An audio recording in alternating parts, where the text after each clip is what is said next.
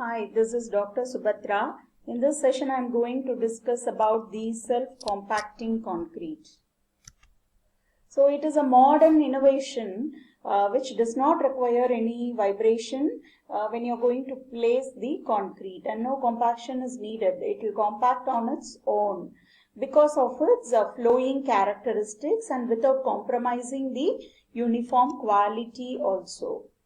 So we can define that as a concrete of flowing consistency to obtain the high performance, better and more reliable and uniform quality. The basic principle behind this self-compacting concrete is that they are using that the sedimentation velocity of the particle is inversely proportional to the viscosity of the floating medium in which the particle exists. This is a working principle, this is a guiding principle by which they have designed a self-compacting concrete. What are the difficulties?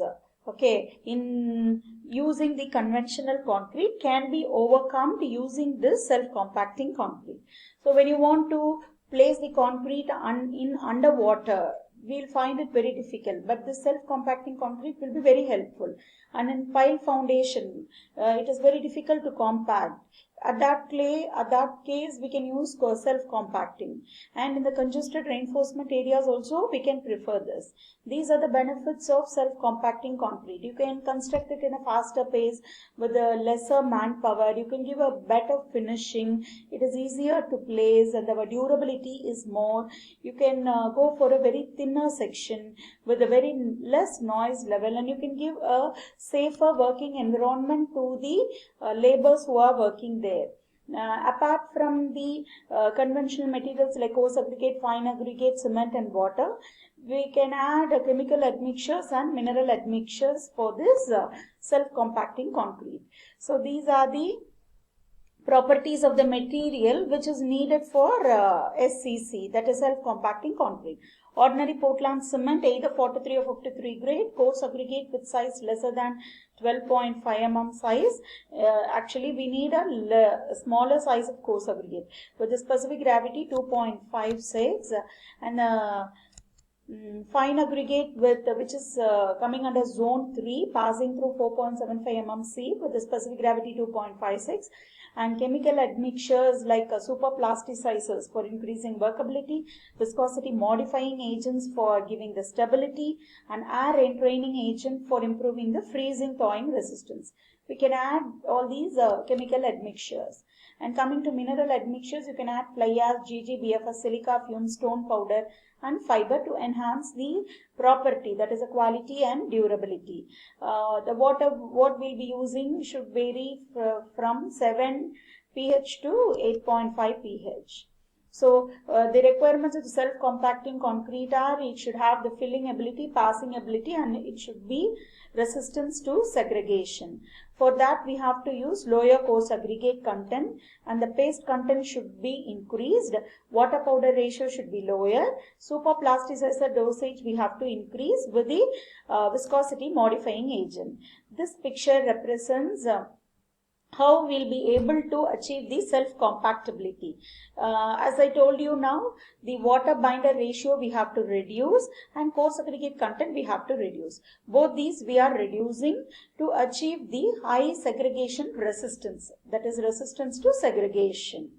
And on the other side, to compensate this, we are adding mineral admixture and using super plasticizer and viscosity modifying agents. Both these will higher the deformability of the mortar. Okay, so this we are making it as a resistance, and here we are increasing the deformability. So both these together constitutes the self-compactability of the concrete. So it can be self-compacting concrete are distinguished into three types. One is powder type, viscosity modifying agent type, and combined type. In powder type, we can increase the powder content. Viscosity modifying agent means you can add VMA, and combined type means we can use both in the combination.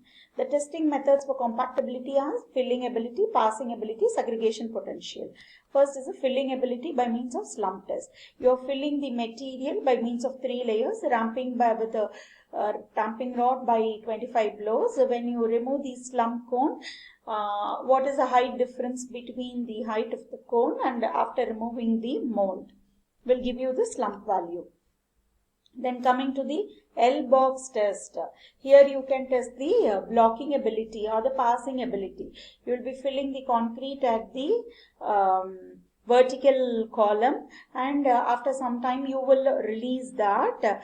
After releasing, you can note down the height difference, how much amount of concrete is getting passed and what is the height difference. This is H2 and this is the H1. Then H1 minus H2 by H1 will give the L box ratio. So in a similar way you can go for J-ring test also. But all these tests does not have a specific correct procedure, and it is not that much in an approved site. What are the complexities we'll face when we are going for self-compacting? Since we are using higher paste, we'll have shrinkage and creep problem. Higher strength achievement will lead to the greater reduction in the workability to unacceptable level. Then you'll have the lateral formwork pressure, and the flow distance will be limited up to certain distance. So where is it applied? In Japan they have used it for a bridge. In Delhi we have used it for a metro project, and in Kaiga nuclear power plant it has been used. These are some of the picks where this SEC is used. I would like to conclude that this SEC gives a safer working environment and you can use it in a more congested place. But the only drawback is your cost will get increased by around 10 to 15%. I have taken this all the contents from this reference. Thank you.